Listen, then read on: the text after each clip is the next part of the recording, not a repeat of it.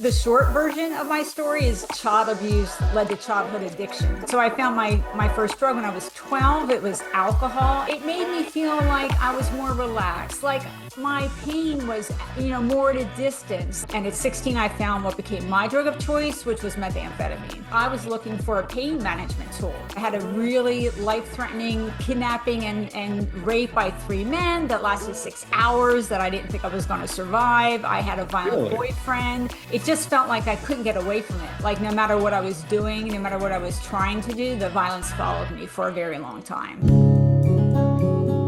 Welcome to today's episode of Falling to Freedom, where addiction ends and faith begins. The weekly podcast that brings thoughtful, informed, and challenging discussions about addiction to the forefront of everyone's minds. We join our host now, Chad LaComb, for today's topic. All right, well, today we're joined by a special guest, Mary Beth O'Connor.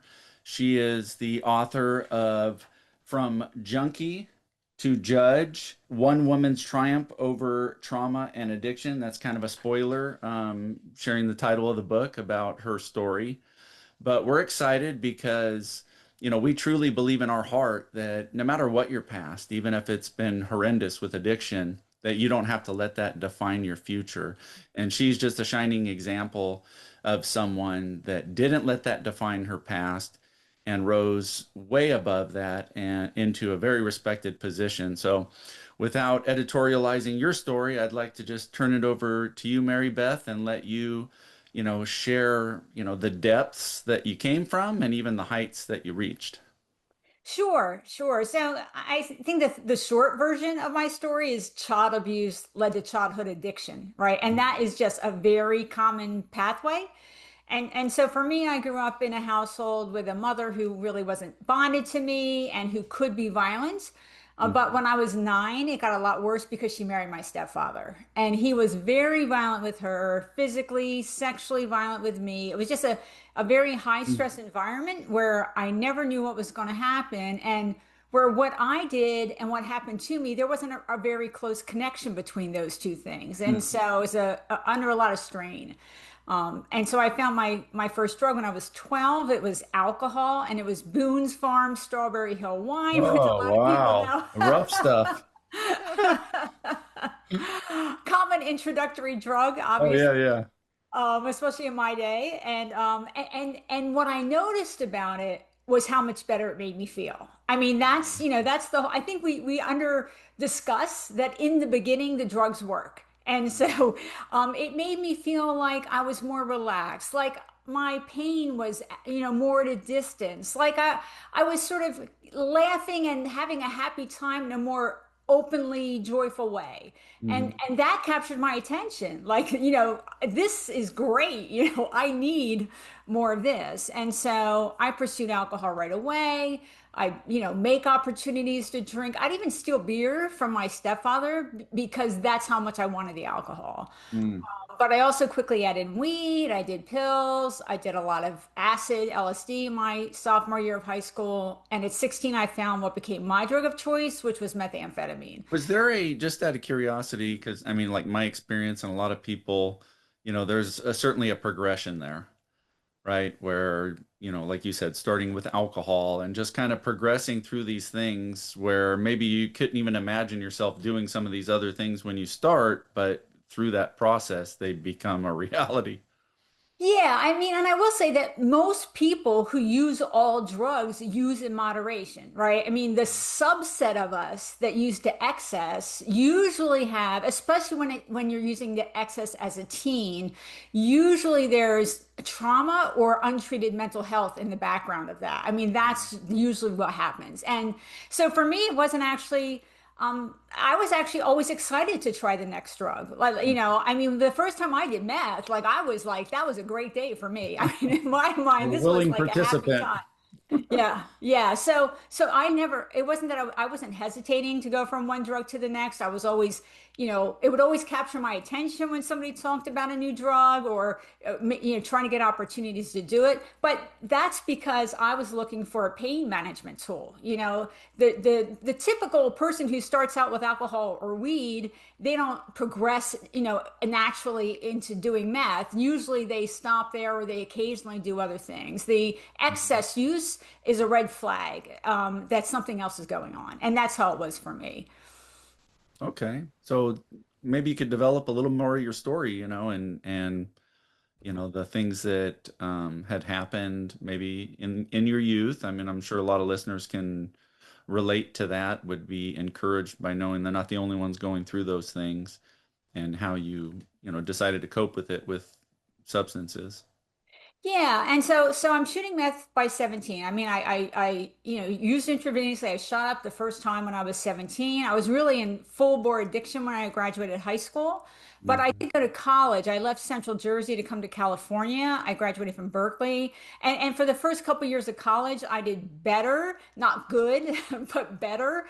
But I had other violent episodes during college. I had a really life-threatening kidnapping and rape by three men that lasted 6 hours that I didn't think I was going to survive. I had a violent Really? boyfriend, and it was sort of like the little grip that I got during college, I really lost it. And by January of my senior year, I was using meth again on a regular basis. And I didn't get sober till 32. So it was a really long haul for me. Mhm. It was really almost basically 15 years of extreme drug use. And then by 32, I'm having a lot of problems. I can't hold a job. I'm having physical problems. I'm feeling very trapped. Like I'm living in this horrible little box of chaos and misery. And my partner was ready to throw me out. And so it was sort of like all of those things together made me finally go to rehab when I was 32 years old. And that's also common. I know in the movies it's like this big epiphany moment when but a lot of us, it's a wearing down process that gets us to finally be ready to address the issue. And that's what happened to me at Sure. 32. And so I started rehab. And when I went into sobriety recovery, I also did know that the violence was underneath my drug use. And so when I got home from rehab, I found a therapist with expertise in trauma. And so like many, I had to address both in order to get a stable recovery. And she, to my surprise, but correctly diagnosed me with PTSD, which for me showed up as very, very severe anxiety in my early recovery well, for years into my recovery, that was a problem. And so the recovery process was multifaceted, as it is for many people. It wasn't just getting sober or maintaining sobriety. If I was going to live a happy and productive life, I had to deal with the trauma. I had to deal with my mental health, or I wasn't ever going to really, really recover in the full sense of that word.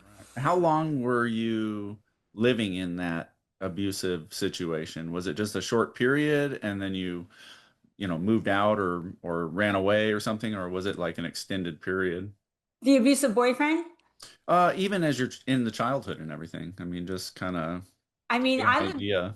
Yeah, I mean, the last abuse episode that happened to me was when I was around 36 to 36 when my mother beat me in a car. Like that was the last time anybody ever physically abused me. But, from when I was born, but especially once I moved in with my stepfather until I moved in with my partner that I ended up marrying after I got sober. So until I was out of college, that's where most of the violence happened. The worst violence was from 9 to 23. That was the worst of it. So pretty much your whole um, life of drug use, there was abuse like right alongside that. Yes, yes. For most of that time, there was. That's true. And it also felt like, I mean, when I left home, New Jersey to go to college, I sort of thought, oh, maybe this is my opportunity to get away from that, right? Maybe this will be a break, and I'll be able to build a life without that. But a lot of women who are abused do choose abusive partners, as I did for a while, lived with him for a year. That's a common pattern because you don't really appreciate sort of what would be a deal breaker for other people? For me, it was like, well, it's not as bad as what I grew up with, right? But Wow. also, he had had a abusive childhood, and so there was sort of like that mutuality of understanding of what it was like to live like that. So that's a common pattern.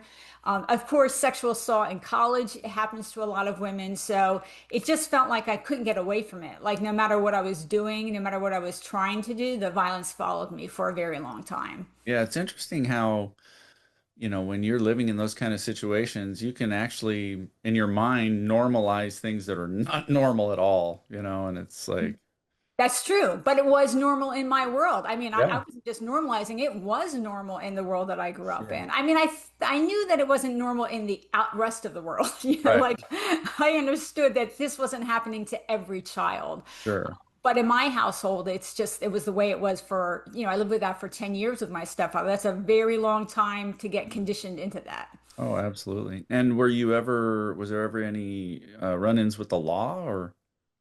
I got arrested right out of high school for methamphetamine and hypodermics, and so I had to put college off for a year. But they treated me really lightly. They allowed me to go to college. They allowed me to get my record expunged, and so I didn't have a long history of a criminal record. In fact, I wrote a piece for the Los Angeles Times that's on my website, junkietoJudge.com, about Mhm.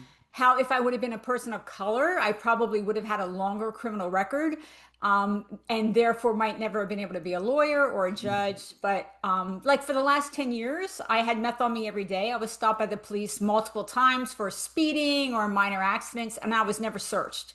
And Mm. so I didn't have a lot of criminal law consequences for my drug use. Yes. Okay. So you said what, 30, I think you said 32 or 33 is when this process of recovery and getting free from the addiction started? Yes, 32. I went into like a longer term rehab. It was a 90-day minimum, and I ended up staying for 5 months. So I was in a longer term treatment program, which is what I felt I needed. Was this in California or was this Yeah. Yeah. I live in the Bay Area, and this was in the Bay Area. okay? So you want to maybe share a little bit about that? Yeah, so I mean, in my mind, when I'm going to rehab, right, I'm going for medical treatment, right? Like I did understand I had a medical condition. Today, of course, it's characterized as a mental health disorder. It's in the diagnostic manual of mental health Mhm. disorders. But when I got to my rehab, it turned out it wasn't the best fit for me because it was really adamantly, exclusively a 12-step program. And they didn't tell me that. And 12 steps, of course, is Alcoholics Anonymous and Narcotics Anonymous and all of the Anonymouses, Right. which a lot of people do well with, but it's Sure. definitely not right for everyone. And it was a terrible fit for me. And I told them that. And they kept telling me, this is all there is. You have to do what we say.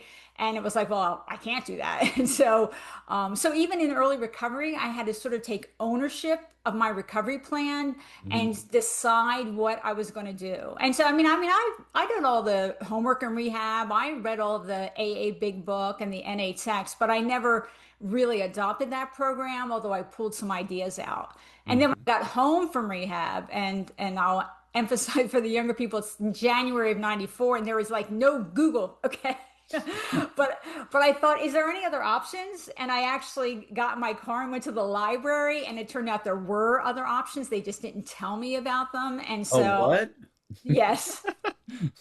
And this still happens today. I wish I could say that that was because it was '94 and now it's 2025 and it doesn't happen, but it still happens much too often today. And Mhm. so I found other options, Women for Sobriety, which still exists, the Parent to Smart Recovery, and the parent organization to Life Ring Secular Recovery. And I'm on the board for Life Ring. And those programs were much more supportive of my individual approach to it, of my self-empowerment, taking sort of ownership of my recovery plan. I mean, don't get me wrong, I listened. Like I viewed it as my job to listen to anybody with more experience or success than I had. But I Mhm. always viewed myself as filtering it for, do I think this is a good strategy or technique for me to use? Well, do I think that's going to be a good fit for me? And that's how I viewed it. But I definitely listened and sort of proactively was seeking out every idea and philosophy and thought that I could find to make sure that I had exposure to as many possible strategies as I could so that I could have the most options and the most to pick from. Mhm. Okay, so 5 months in that program, and then what happens after that? Yeah, so I went home and as I said, I got into therapy. I found my therapist, and I was in therapy for my trauma, 3 years individual therapy, a couple years on anti-anxiety meds because my anxiety was very, very severe, and then 6 years in a therapy group with women with trauma histories. So that was sort of the recovery side of it. Hmm. And then on the sort of professional side of it, when I got home from rehab. I had a a Berkeley degree in good grades, and I had like an embarrassing resume. Like I mean, it was embarrassing. My terminology is that after college, I had worked my way down the corporate ladder. Like that's what happened because I couldn't get to work and I couldn't concentrate, and so. When you in early recovery for a lot of us, there's this impulse of make up for lost time. I'm 32. I need to catch up to where I woulda, shoulda, coulda been, right? Hmm. But the reality was nobody was going to hire me for a career job with that resume, and I wasn't really ready. And so I really had to suck it up and be realistic and be patient. And I started with part-time, temporary, low-level work. And it took me 6 years to work my way into sort of a middle management position at a tech company. And then at 6 years of sobriety, I went to Berkeley Law. So that was sort of where I started off professionally. Okay. So you go to Berkeley Law, and was this like when you went to Berkeley the first time, was that your goal was law? Yes. In fact, I had actually gotten accepted to Berkeley Law right out of college, and Uh, I tried to go. But remember, I started using meth again in January of my senior year of college. And by the time I got to law school in the fall, I was in no shape to do yeah, it. Like I no, couldn't no. get there. Right. And Yeah. so I had withdrawn and handed back a top 10 law school because of my addiction. So that was agonizing. So Mm, yes, it had been my original plan.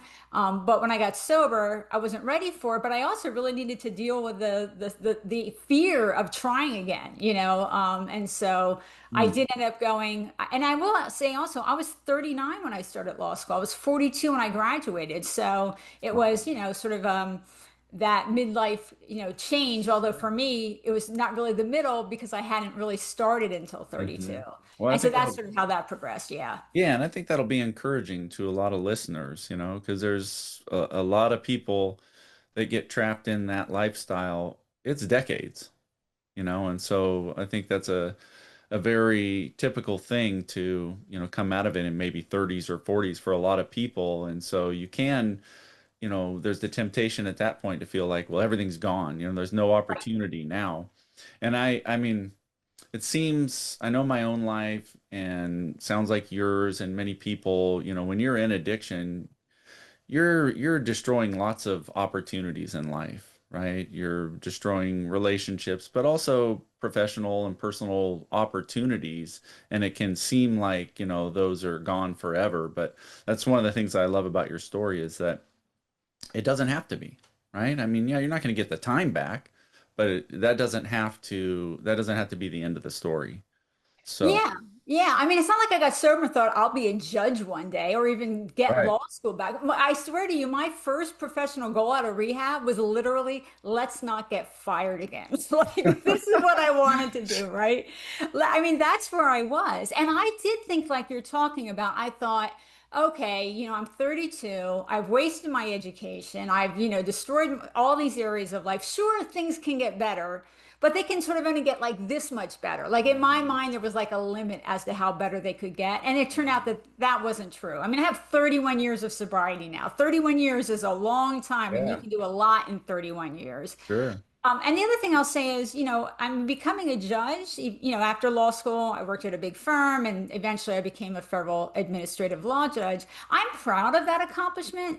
But the Mhm. truth is, it's not actually the core of what is sort of the best part of recovery. I mean, for me, the essence of the joy of recovery is the lack of chaos, the lack of Mhm. obsession, that I'm not making challenging situations worse and I'm not Right. creating challenges that don't need to be there, right? I mean, these are some of sort of the basic fundamental benefits of recovery that allow you to sort of spend your brain, spend your energy, spend your time Mhm. in better places. And that builds up over time. It's amazing how Sure. even small steps can lead to great progress given enough time. Yeah. So a quality of life not dependent on your professional, you know, occupation. So when you said you graduated law school, went to work at a firm, eventually, I'm not sure how do you become a judge? Is that like offered to you, or do you apply for it? I mean, how does a person go from a lawyer to a judge? It depends on the kind of judge that it is, you know. So I was a federal administrative law judge. So for me, it was a testing process and then an interview process to get the job. And so I was appointed a federal judge, I'll also emphasize, when I had 20 years sober. And so it was a while, a process to get to that point. Hmm. And so yeah, 20 years sober, I applied. It's a very competitive, as you can imagine, it's very Sure. competitive to get that job, and I made it through. Yeah. Did your past come up at all? Was that even an issue or consideration? So, like when I applied to the California bar, right? So they don't ask you, have you ever done drugs? Because they would Mhm. get way too many yeses, Right. right? No, nobody would get in. So what they ask is about the last 5 years. And when they asked about 5 years, I had 9 years sober. And then I Mhm. became a lawyer for the federal government. And they asked, I believe, about 7 years, and I had 14. And when I was appointed a judge, in the security clearance, they asked me about 10 years, and I had 20. So I could always say no until I could always tell the truth and tell them nothing.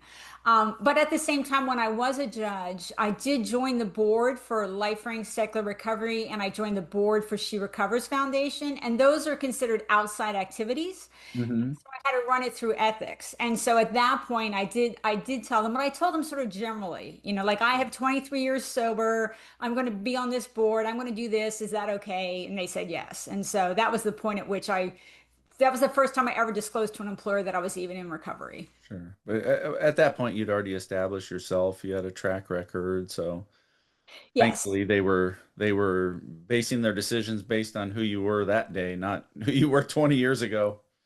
That's right. And that's right. And I mean, and the reality is that this is one of the things that's nice. I mean, even then, I mean, I wouldn't have talked openly the way I do now. I'm retired as a federal judge. And when I retired, it really opened up a lot of new opportunities for me because I felt free to tell my whole story in a new way because I didn't have to worry about professional ramifications or even just that being out there would sort of interfere with my ability to effectively do my job in some way. I mean, I wouldn't have allowed that.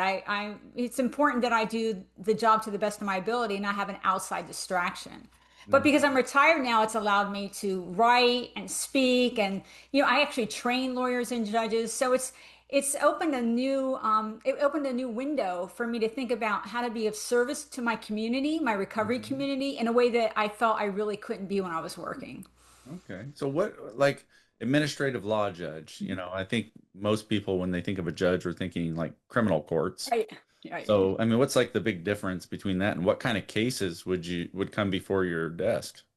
Yeah, so there's also a lot of different kind of ALJs they're called, right? But for me, federally, you work for a specific agency, and I worked for the Social Security Administration. So I handled cases that were related to Social Security. So I never handled criminal cases, although drug and alcohol use came up in disability decisions that I had to make. There's very clear law about that in regard to getting Social Security disability. So that's what I did. Okay. Well, you have to follow the law, but you can Yes. also, I don't know if there's any discretion in there, but you're able to use your experiences where discretion is allowed. So that's interesting. Yeah, and it was more also just about the way that I didn't have the bias, right, that some people might have about Mhm. making unfair judgments about people Sure, that's because they kind of have what a I was history of thinking. substance use, those kind of things. I think it came up more that way. I understood where it came from. And also the reality is I could see from a lot of their mental health treatment records that a lot of them had histories like mine. They had trauma or they had untreated mental health conditions. And so I just understood it and was able to, I think, interact with them in a way that I got the information I needed to apply the law I was required to apply, but Mhm. sort of in a neutral way, not in a judgmental way or a biased way. Sure. And how long were you on the bench? 5.5 years Okay, 5.5 years in San Francisco, in the Bay Area. in the Bay Area. Yeah. Okay. Well, that's quite the contrast, right? And I think that, that was really what I thought was, the the main point is just highlighting the fact that, going through all of that stuff and all of the challenges and hurdles before you, you didn't let that dictate who you were going to be and define you, and you rose to really, I mean, that's, the, one of the heights of the legal profession, I would imagine, right? I mean, being a judge and not available to every single person, so it's pretty amazing. Yeah, and I mean, and that's why I titled my book From Junkie to Judge. I tried Mhm. to share, like, in just a short couple words, the arc of it, and for me, it's a way of saying recovery can be more amazing than you can imagine when you first get sober. There are going to be more opportunities, more pathways that you can take professionally and in your personal life than you can imagine. And so I try to use that judge title as a way to give hope to people about their Sure. future. But I'll also say I use it as an ear opener too. So like when I talk, when I talk to the public or do trainings, people, I think they listen to me a little harder because of the judge title. Sure, And so there's I some try to use, credibility. yes, right, exactly. I mean, I've got 31 years of sobriety. I'm a former federal judge. I'm, on these boards. I have, a lot of writing about, I have a lot of expertise on the topic. And so I try to Mhm. use it just to sort of get information out there that I think is important for people to know. That's great. We've covered your past and this rise into the bench and recovery a little bit. What kind of things are you doing today? What are you involved in? Obviously, you wrote the book From Junkie to Judge, so we encourage people that are interested in this conversation, go on, what is it, on Amazon and different places. Go find the book, buy the book. But what else is going on?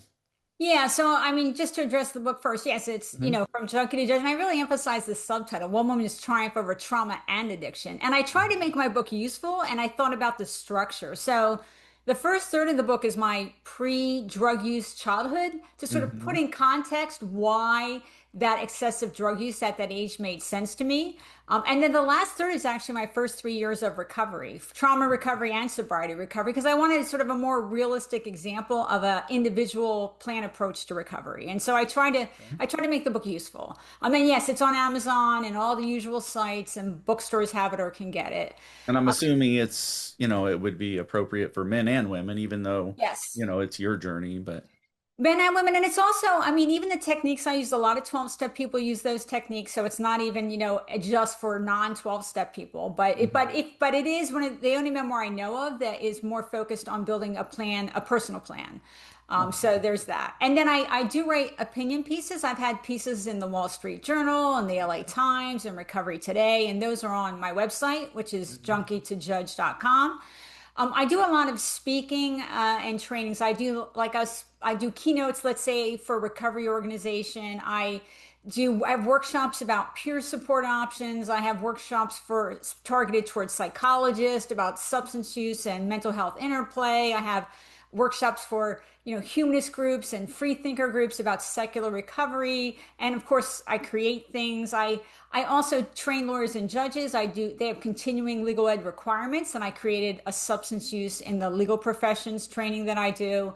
And then I'm on the board, as I said, for Life Ring Secular Recovery, and I'm on the board for She Recovers. So you're not very busy at all. No, my husband says I should look retirement up in the dictionary, but I will say I do all this. I swear to you, it's part-time, and the beauty of it is that I really thought hard about what role I wanted, and because I thought, in the recovery space, there's a lot of things I could do, and so the fun part is I got to think about what do I like doing, right? Well, I like Mhm. writing, and I like talking, and I like interacting, and so all of those things are a lot of what I do. And then I'll also say for people interested in these topics, my social media is very narrowly targeted to those topics. I never post anything outside of substance use, addiction, mental health, trauma, and the recoveries. And I post new studies that come out. There is more research that's been done in the last 10 and 15 years. I post articles, I post my recovery thoughts. And so I'm Mhm. on X and I'm on Blue Sky and LinkedIn. And if you're interested in those topics, I don't go outside of that lane. Like this is my focus. This is what I want to share information about. And And so is that also at Junkie to Judge on those platforms? it's actually at Mary Beth O _ on X, and it's Mary Beth O'Connor on Blue Sky. Okay. Good. So people that are interested can go to those places and get updates. We'll certainly be checking them out, seeing these articles and stuff that you're posting. Okay, so do you want to kind of develop a little more about some of the things that you're doing today? I mean, that really is the overall description. The other thing is people can message me through my website and I answer other than spam. I Right. answer all messages. And so if people have questions or opportunities, feel free to Sure. reach out. But I mean, my goal is to try to, as I said, it's to educate, to reduce stigma. Like, Hmm. for example, I talk about the fact that shot up, right? Which I think is more stigmatized than Sure. just, drinking or popping pills. I wanted to own the whole picture, but it also does, I hope, show that no matter how bad your addiction is, and no matter how much you've got piled on with whatever trauma may have happened to you or other challenges in life, there is a recovery from all of it. And that's how I really think about the recovery. So the development of the problems had an interplay, right? The trauma interplayed with the drug addiction, interplayed with getting PTSD and anxiety, but the recoveries have an interplay too. And Hmm. so they support each other and work together if you tackle them both, especially from the beginning, which we know now is sort of the right way. Sure. One of the other things I do often talk about is the positive news, because I think we hear so much negative, like, oh, only 10% of people recover or 15%. It's like, none of that is true. I mean, the Sure. majority of people do recover from their addiction in their lifetime, usually not on the first effort, but in their Mhm. lifetime. And the other thing is that once you hit 5 years of continuous sobriety, you have an 85% chance of never relapsing again. And so part of what I try to do when I talk to friends and families is give them hope and explain these things. And I do also talk to friends and families about what they can do to be supportive, but also sort of what they shouldn't do. And so I read about an hour a day to make sure I stay up on, stay current with what's going on in the field so that I can talk from a place of expertise and try to share useful information. Sure. What do you think about the rise of fentanyl? I'm pretty sure that had you or I been living the life we were in today's age, we'd probably be dead with fentanyl the way it is and just how, it doesn't take much and it's in everything. What's your thoughts on that? Well, I mean, fentanyl is there because it's cheaper to produce than heroin, right? I mean, that's why. And it's a much smaller, it's a smaller volume to Sure. ship or to get over here. I mean, that's the whole sort of origin of it. A lot of it was related to when COVID hit, it was harder to get things shipped out of Afghanistan or wherever they got their heroin, the poppies from. And so they switched to chemical version of opiates. Mhm. Certainly, it's increased risk, and people need to be aware of it. It's certainly why we need, people need to have things like Narcan, on hand, which is an opiate reversal drug. I mean, I don't use drugs. I have Narcan in my car, because if you see somebody overdosing, it kicks the opioid off of the opioid receptor, and they'll be able to breathe and revive. And the other thing about Narcan is if they're not actually having an overdose, if you think they are, but they aren't, it won't hurt them.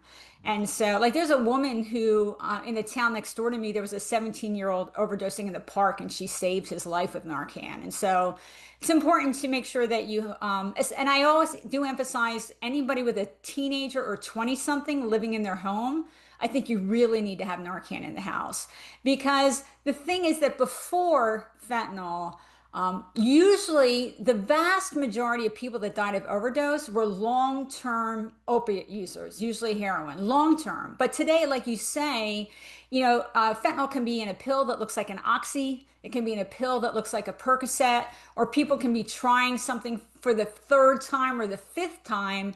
So their family might not even know what's going on because they haven't had the long-term history where the behavior would change and the Right. families might notice, right? And Right. so having Narcan in the house is a safety net for that.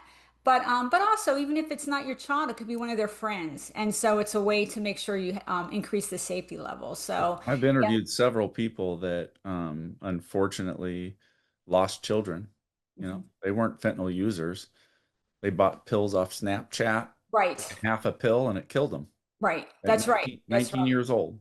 It's like, wow, it's brutal. And I will say, I mean, this is when you talk to younger people, I mean, we want to share, I think it's important to share the accurate risks of all drugs. I mean, not the exaggerated risks, but also not the minimizing risks, right? But The truth is that one harm reduction technique for young people who, who use drugs occasionally is don't use alone. Don't use behind closed doors. I mean, that is where the risk really goes up. And I think it is important for parents to have an honest conversation, but also to recognize reality, which is that a high percentage of kids do experiment with drugs. And so share information that will reduce the risk that they're not going to survive what used to be sort of a more casual experimentation. Yeah. So I am curious, just kind of given your situation, where you're living and the things that you're into, what is your opinion on California's permissive harm reduction policy? Because I don't know. For me, I think it's the wrong direction. I mean, it's personally, and I think we should be encouraging people not to use rather than, you know, trying to make them comfortable in their addiction. But just what's your thoughts on that? Well, I'll say a couple things to that. One is that we don't have enough treatment for everybody today in California, right? And we can't flip a switch and get that. We talk like we do, but we don't. Mhm. But the other reality is that people who use harm reduction are more likely to go into treatment. So, for example, I used the needle exchange. It was new when at the end of my using the late 80s, early 90s. It wasn't legal, but San Francisco allowed it because of HIV. Was an epidemic at the time. Mhm. The data shows that people who use, let's say, syringe services programs where they're getting clean needles, they're 3 to 5 times as likely to go into treatment. And so harm reduction can be an entry point to have a relationship with a caregiver, a provider who has information about treatment when you're ready, who can help you negotiate what is often a complicated system, especially if you don't have insurance and you don't have cash, which a lot of people that are, say, shooting drugs don't, not all of them, but a lot. So I don't view it as an either or. I mean, I want more treatment too. I want Mhm. treatment on demand. I want us to have people have the opportunity to get into not just treatment, but appropriate treatment, treatment of the right length, treatment that also addresses their depression, also addresses their bipolar disorder. So the right treatment of the right length. I want sober living for when they leave, transitional housing. I want them to be able to have access to how to get a job after, years of not working. All of those things are important. And I don't really feel that we have to make choices. I think we can do it all. We're choosing not to. And Right. part of that is that, for example, incarcerating people for drug possession, which they still, there's still, I think, a 500,000 people in jail just for possession, not for any other crime. Mhm. That's very, very expensive. And so Mhm. you could treat 3 to 6 people, depending on the system, the price of incarcerating one. So it's not that there aren't dollars. It's to me, it's about how we're allocating the dollars and what we're using them for. So Okay. I think we haven't, if we redirect the monies, we have enough money to do all of those things. Sure. It needs to be more comprehensive. Yes, it needs to be more comprehensive. It needs to be more focused on evidence-based solutions, and it needs to meet people where they are, but also when they're ready for treatment. Don't put them on a 2 month wait list. Give them a room. Get them in. Okay, well, just to close out, there's going to be people certainly that are in the midst of addiction and, looking for answers, looking for solutions, options, things like that. What would be just a closing bit of advice that you would give someone that might be listening to this podcast? I guess I would say that don't wait until you're sure you want to get sober. Like, Yeah. I will say that for me, when I went to rehab, I didn't actually think sobriety was on the table. Like, it wasn't that I wanted to keep using, it was that was sort of beyond my imagination. What I wanted was to do better. And so, if you're ambivalent or sometimes you think yes and sometimes you think no, you can still start the recovery process. You can start going to meetings. You can start researching whether there are any treatment options for you and what they might be. You can start working, trying to find a social worker or someone who can help you navigate the system. And so it doesn't, I guess I'm saying it in that most of us don't start out 100% ready, and yet we can still be successful. Mhm. And the other thing is that most of us aren't able to be perfectly abstinent from day one. And so if that's where you are, don't let that dissuade you. I mean, I used meth 3 times in my first 5 months. Now, Some people would say I failed, failed, failed, succeeded. I say 3 times in 5 months, like that was way better. I was using every day for many years, right? So it took me that much time to be able to get to the skills to have my brain sort of shut up about, the screaming at me that I needed drugs a little bit in order to get sober. And so don't wait till you're ready to be perfect. Don't wait until you're sure. If you know that you have a problem or think that you might, start the process wherever you are, take the first steps, and you'd be surprised where that can lead you. All right. So again, the book and the website, you want to just say those real quick? From Junkie to Judge, One Woman's Triumph Over Trauma and Addiction, and the website is junkietojudge.com. All right. Well, Mary Beth O'Connor, thank you so much for spending some time with us today. And yeah, we just look forward to getting on your sites and seeing the articles and the things that you're putting out there. Well, thank you. And it's been a great discussion. Thanks for having me. All right. Thanks. Bye. Thank you for being a part of this much needed conversation as we expose the raw truths about addiction. Don't forget to like, follow, and most importantly, share. Remember, addiction is the dirty little secret that every family deals with, but nobody wants to talk about.